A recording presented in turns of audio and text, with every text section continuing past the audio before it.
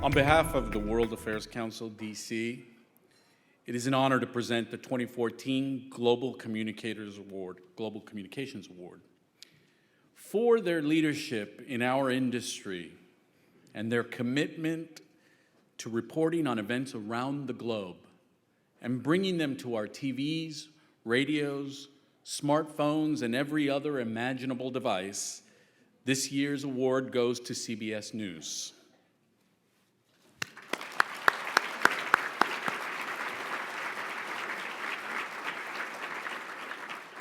Having run communications companies myself, I can tell you that building a news operation of that quality and excellence, it's not about how many towers, stations, or websites you own. It's all about human capital and leadership. CBS News and the family of programs, the Evening News, CBS This Morning, 48 Hours, Face the Nation, and of course 60 Minutes, embodies that principle, and it's led by the best in the business.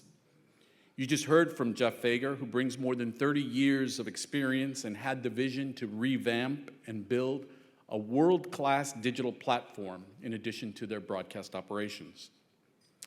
And to receive the award on behalf of CBS News and Mr. Fager, we have another industry leader in the room. He's been recognized with all of the major industry awards, including numerous Emmys, Peabodys, Edward R. Murrow Awards, and many more. I could go on. He's responsible for some of the biggest breaking news stories from around the world. Please join me in welcoming the Washington Bureau Chief for CBS News, Chris Isham.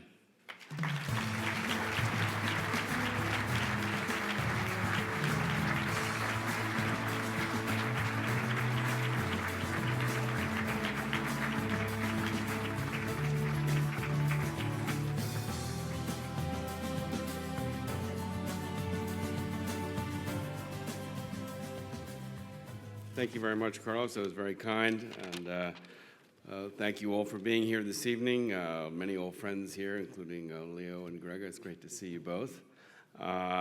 Before I make my remarks, I do want to give a plug to my friend Bill Plant, who last night, some of you may not know, but he received a distinguished Lifetime Award for his 50 years in our business. It's just an extraordinary body of work.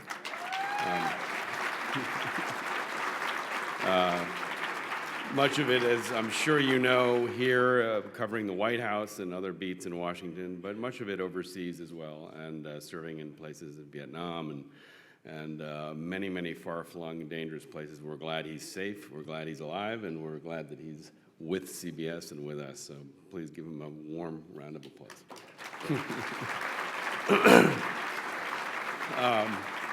Thank you very much to all of you for this tremendous award. It really, as Jeff Fager mentioned, it really means a great deal to all of us at CBS News to receive this honor.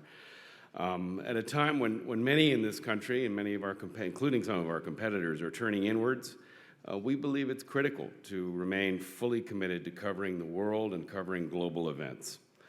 We have added correspondents, as Jeff mentioned. We've expanded our international footprint.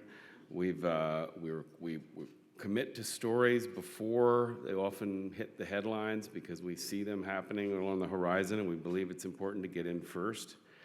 We've dedicated more time to foreign stories than the other broadcast networks. On one story alone, which is instructive, the war in Syria, which we've been very involved in and covering very, very early and aggressively. CBS devoted more time to the story than the other two broadcast networks combined.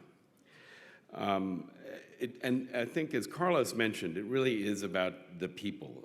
I mean, the network is only as good as the people who work for it, and that's the reporters, the cameramen, and the anchors, and the technicians, everybody that is involved in this. And a few examples of some of the work we've done just over the last year: the Charlie Rose's exclusive interview with Bashar al-Assad, where he stared him down in the wake of the worst chemical weapons attack that we'd seen on the planet in decades. Holly Williams reporting on the case of Shen Guozhang in China, where she managed to get into his hometown, evading the security police and getting out, more importantly. Clarissa Ward's intrepid work behind rebel lines in northern Syria, getting deep into the camps of the rebels and seeing things that no one had ever seen before. And those are just a couple of examples. Every day there are things going on. On any given day, we've got reporters, producers, crews deployed all over the world. I mean, just on one example, which is today, we've got 2 teams of correspondents and crews in the Ukraine, one in Kiev, the other in Crimea. We have 3 teams covering the mystery of a Malaysian Flight 370, one in Beijing, one in Kuala Lumpur, and one here in Washington.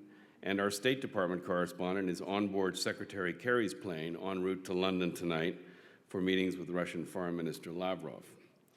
And that's just one day. And any given day, we've got people all over the world, and sometimes in the face of significant danger, covering important stories. Although the United States is unwinding from 2 foreign wars, upheavals and conflicts continue, often with far-reaching repercussions. And we believe it is essential to continue to inform our viewers of what's going on over there, because as we've repeatedly found, it can have a direct impact on what happens over here.